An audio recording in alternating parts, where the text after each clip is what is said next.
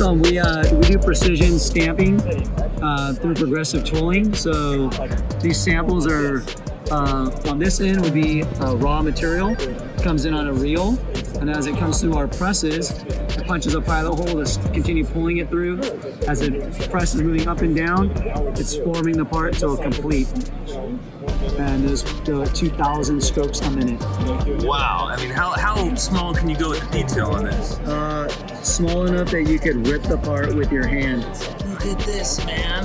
What kind of material is this?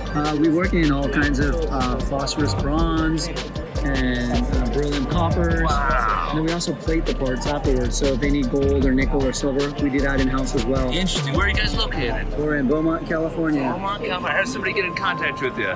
Sure. Jonathan Mills, PrecisionStampingsInc.com.